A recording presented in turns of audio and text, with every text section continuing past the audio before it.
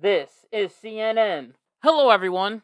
I'm Anderson Cooper. And this week we, of course, had the most beautiful and most wonderful inauguration of any president in the history of the United States ever. The flags, the fireworks, the glitz, the glamour.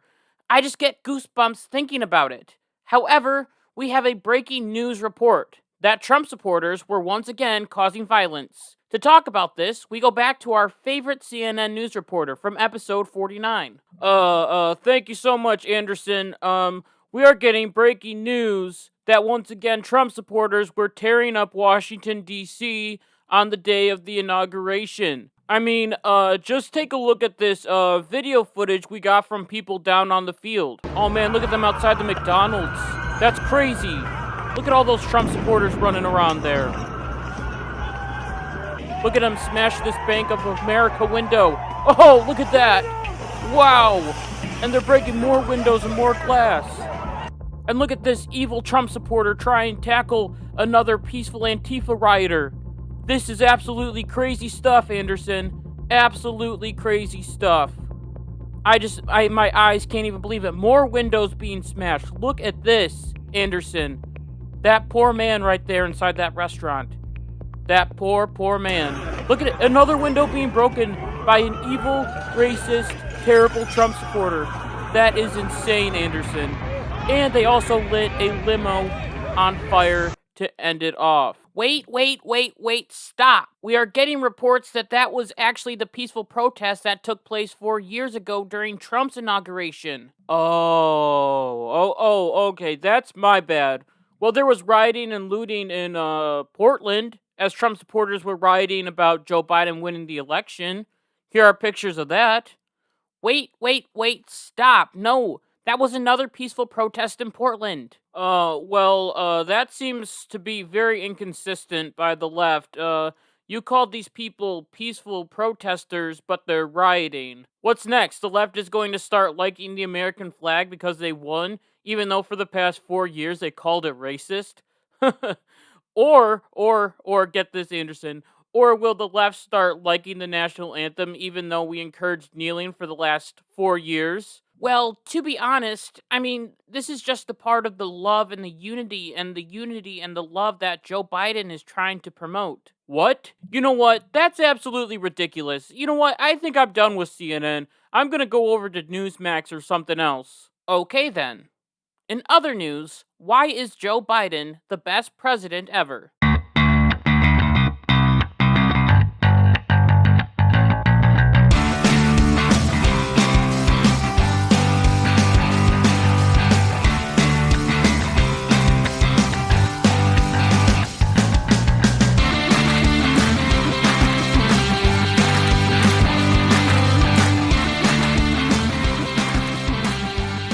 Hey, what's going on, everybody? It's Kyle Dockery with the Dockery Docket.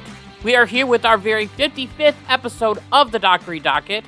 I'm excited to be here, and I hope that you are excited to be here as well. So for the past 4 years, the left has seemed to live in this fantasy world. As for the last 4 long years, the left claimed that the United States of America was an evil, racist, homophobic, xenophobic, sexist, and just straight up terrible country that must repent of their sins. This was all because we elected a terrible, evil orange man who was terrible and evil and orange. According to these people, our democracy was about to be destroyed, and we were about to have a dictatorship and a fascist ruler. America was on the brink of destruction. Everything was terrible and horrible and miserable. Then, with one magical poof, Trump was gone, as he left peacefully on January 20th. And on that same day, Joe Biden was inaugurated as the 46th president. Now, I don't know if you can feel it the way that I feel it, but ever since Joe Biden was inaugurated, I can just feel the unity and the love and the unity just overflow from the left. This unity and love and unity has been flowing from the new president himself, as he has said many times. I was elected as a Democratic president, but I will lead as an American president. Along with this, he has also said over and over again that it's not about red states and blue states, but it's about the United States. Because of these magical words of unity and love and unity, there is a shift in the left. as they are now starting to change their tune when it comes to America. They are starting to love America again, and everything that it is about. Soon it will no longer be a terrible, evil, racist, horrible place because we voted for the right guy. And all the things that they said 4 years ago will all be forgotten. We have already seen this forgetfulness just in the inauguration that took place this week. As for the left, there seems to be many different inconsistencies between the inauguration of Donald Trump 4 years ago and the inauguration of Joe Biden. To start looking at this, we need to go back to before the inauguration even happened. As due to the COVID-19 pandemic, people were not supposed to meet in person at the National Mall, which was usually where everyone would stand to watch the president deliver his address. So instead, there were hundreds of workers that put out 200,000 flags to represent all the people that would have been there. This field of flags was illuminated by 56 pillars of light, representing America's states and territories. Of course, the media was in love with this display, as one reporter from CNN claimed that all of these little lights were like Joe Biden reaching out his arms and giving America a big hug. Just listen to this. Contrast on display tonight was so stark. I mean, those lights that are just shooting out from the Lincoln Memorial along the reflecting pool, it's like almost extensions of Joe Biden's arms embracing America. It was a moment where the new president came to town and sort of convened the country in this moment of remembrance, outstretching his arms. Well, that was gross. Anyway, there was nothing wrong with this display, as I actually thought that it was really, really cool, and it was a great way to sort of incorporate the American people into the inauguration. However, there was one big inconsistency, and that is that the left for the past 4 years has called the American flag a racist symbol, a symbol of white supremacy, and a symbol of police brutality. According to a Philosophy Today article posted in July 2020, the flag can thus symbolize both America at its best, our inalienable rights, grounded in democracy and freedom, as brilliantly expressed by the Founding Fathers, and the institutionally embedded racism that is an undeniable part of our history. So while this may be true, it is interesting that these ideas of American racism only came out and started to grow more and more when Donald Trump was president. And now that Joe Biden is president, the flags on the National Mall are a symbol of unity and love and unity. No one called out Joe Biden or his team for the National Mall decorations. No one called it racist and a sign of white supremacy. But once again, the media loved it, and everyone said that it was once again a sign of unity. And we all know what would have happened if Donald Trump would have done the exact same thing. They would have called it a terrible display of American supremacy or something weird like that. However, this is not the end of our little flag hypocrisy that we saw, as hanging on the Capitol building was the Betsy Ross flag. Now, it used to be the opinion on the left that this flag was a terrible racist flag that should be banned 100%. Do you remember back in 2019, Nike had a wonderful idea to release a sneaker around the 4th of July to celebrate the holiday. The back of the shoe had the Betsy Ross flag. Well, at the time, Colin Kaepernick was one of the big sponsors of Nike, and he wanted the shoes to be banned. In an article by Newsweek, it was reported that Kaepernick told Nike he and others found the symbol offensive due to its connection to the United States slave era. It was also reported that many extremist groups have used this flag, meaning that it should be banned 100% forever, even though it has a deep history for the United States. However, the fact of the matter is, Colin Kaepernick nor any of his friends were there at the inauguration to tell President Biden that the flags that were behind him were a racist symbol of slavery. Even after the inauguration, Colin Kaepernick never came out and said, "Hey, look, the Betsy Ross flag, that's a racist flag. Why would Joe Biden be standing in front of it?" However, the flag was 100% fine to be there because Joe Biden is bringing love and unity and love to the United States. So moving along, we need to go back to before the inauguration even started once again, as there were people that were nervous that there would be more idiots that would try and storm the Capitol building and hurt the new president. This, of course, would be a terrible thing to happen. So what they did was build a fence structure around the Capitol building, almost like a wall. Now, wait a minute. I thought for the past 4 years, many Democratic politicians were telling us that walls were ineffective and don't stop people from going over them. I remember the left would mock people that wanted border security on the southern border and claim that people would just buy a ladder and get over it, or they would just dig underneath it. According to this foreign policy article talking about walls in the past from different countries, it claims that the ruins today remind us that using a wall to prevent insurrections is the oldest and weakest idea in the arsenal of the state. One reason why almost nobody has tried to make them work for the last 1,000 years. So what was it that stopped these idiots from coming into the National Mall and causing another insurrection?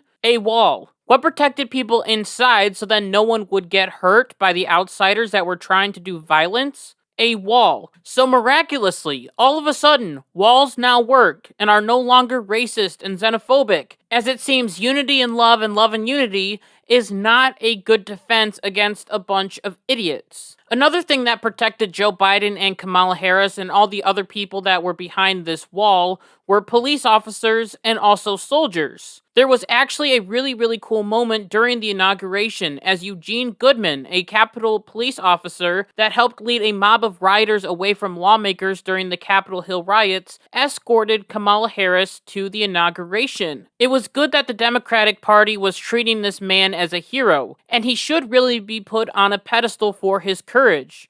There have been calls by many members of both parties to give Goodman a Congressional Gold Medal, which is usually reserved for members of the military. However, I think 100% he deserves it, as he did what every single police officer is trained to do: protect people. However, once again we find an inconsistency with the left, from the inauguration and the past 4 years. As for the past 4 years, there has been a phrase that has been running around the internet called ACAB, which is an acronym for All Cops Are Bad. According to Victoria Gallardo Silver, a writer at The Independent, I apologize if I got your name wrong, the phrase ACAB means every single police officer is complicit in a system that effectively devalues the lives of people of color. Every single police officer apparently devalues the lives of people of color. So, even though Eugene Goodman, himself being an African-American man that possibly saved a few congresspeople and senators, devalues people of his own color. Serious question here. Does the left think that this officer is bad? I mean, if we follow the rules of ACAB, which means all cops are bad, this means that the left thinks that all of these cops are bad, meaning that Eugene Goodman is not a good cop according to the left. However, with Biden in office, the left can now call police officers heroes, because Joe Biden is uniting the nation with unity and love and unity. We can also not forget that it was also the left's grand idea to defund the police. Now, could you imagine if that plan would have gone through and the Capitol Hill riots would have happened? We could have seen our whole government be destroyed. And if no police officers were there for the inauguration, we could have seen more idiots do more idiot things. However, because of these brave men and women in uniform and also the wall around them, there were no idiots in sight, and the inauguration was able to go on without any hiccups. Lady Gaga, dressed up like a Hunger Games character, was able to sing the national anthem, which, just like the American flag, was seen as racist. If we go back, once again, there were many people who were calling for the national anthem to be changed to another song. However, with Joe Biden in office, the national anthem is now 100% fine, and everyone is united in unity and love and unity. Along with this, no one kneeled, which was a weird sight to say the least, as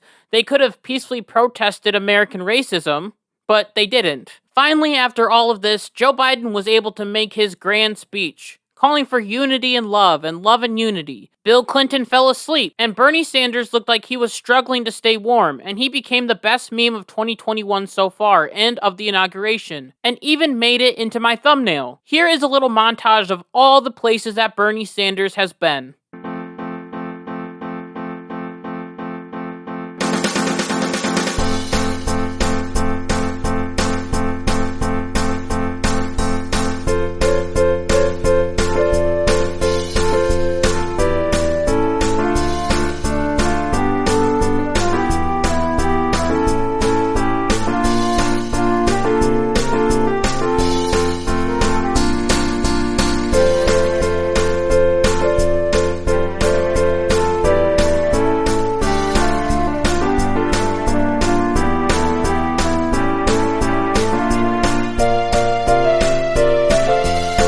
don't worry, I will add that video to my channel sometime this week so then you can put it online and share it with your friends. Luckily for us, Bernie has been everywhere but the presidency. Also, a fun fact about those mittens that he was wearing, the woman that made them can't make the mittens anymore because she was taxed so high. Isn't that ironic coming from a man who wants to raise taxes on the millionaires and the billionaires? Anyway, that has nothing to do with this episode. I just strongly dislike Bernie Sanders, as many of you know. Anyway, the inauguration may have ended, but the party was just getting underway, as Joe Biden had a whole crew of celebrities that were ready to celebrate the end of racism and the beginning of this unity and love and unity. The party was called Celebrating America, which is proof that America is no longer a terrible country, as if celebrities are able to celebrate America, then that is the 100% truth. According to CBS, the 90-minute program was hosted by Tom Hanks. The event was filled with special guest performances,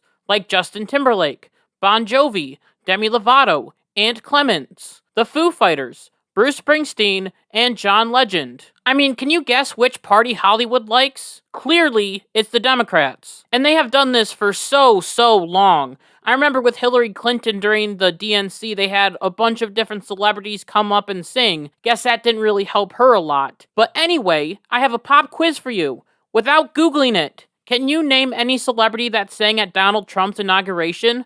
Write it down in the comments down below. Do it right now. I bet you'll find it very hard to name one major celebrity. And this is what honestly makes me very sad. These celebrities have also had extremely different irregularities when it comes to the presidency and who they support. They will fall in love with Joe Biden and say that he has come and brought unity and love and unity to the country, and he has literally saved democracy. However, 4 years ago, the celebrities that are now praising the name of Joe Biden were threatening to kill Donald Trump, or at least stand against him and all of his supporters. We can go back and remember that on Trump's inauguration day, a group of celebrities joined a women's march, where Madonna claimed that she wanted to blow up the White House. Johnny Depp, in a later video, was wondering when the last time a celebrity has assassinated a president. And Kathy Griffin posted to Twitter, still one of the worst pictures that I have ever seen in my entire life, her holding a bloody decapitated head of Donald Trump. The hypocrisy from these celebrities and also from the left just absolutely amazes me. Could you imagine any person holding up a bloody head of Joe Biden? No, but these people were praised for their bravery. And this is why the idea of uniting with the left seems to be so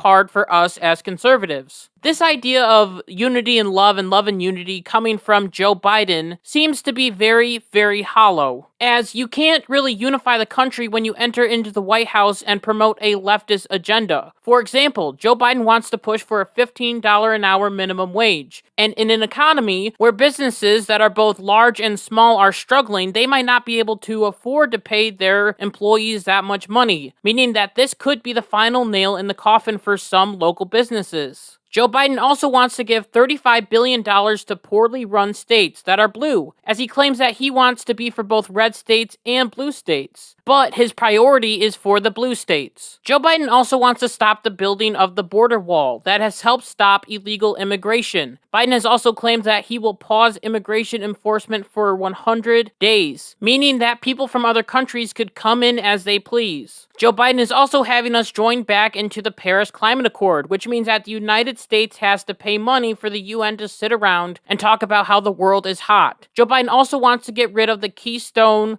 XL pipeline that has created thousands of jobs and offered natural gas to the United States. Along with this, there are many articles that are coming out that are claiming that Joe Biden wants to get rid of fracking, just like I said in all of my debate videos. And with that ban, also the Keystone XL pipeline being gone and other pipelines being gone, this is going to raise gas prices up. I'm just telling you, be ready for it because it's going to happen. It is also reported that the Canadian Prime Minister, Justin Trudeau, is angry about this whole situation, and Canada may sue the United States to keep the Keystone XL pipeline in. Isn't it crazy that a far-left Prime Minister is mad at our far-left president? We can also not forget about packing the courts, adding states, eliminating the filibuster, and it is becoming clearer and clearer that the definition of unity to the left means agree with us or you are a bad person that stormed the Capitol. In the end, this is the reason that unifying with the left seems to be such a struggle, because they are demanding that we follow along with their agenda,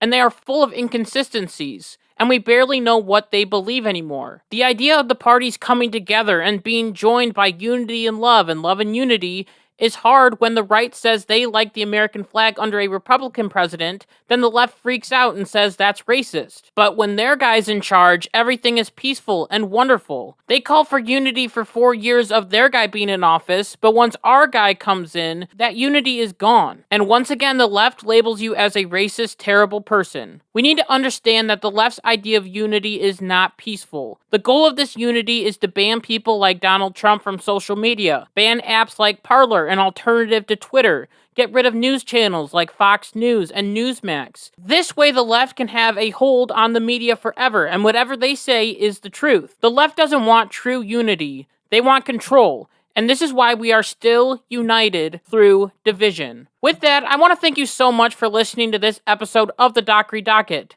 And until next week, like my mom always says, be good, be kind, be loving, goodbye.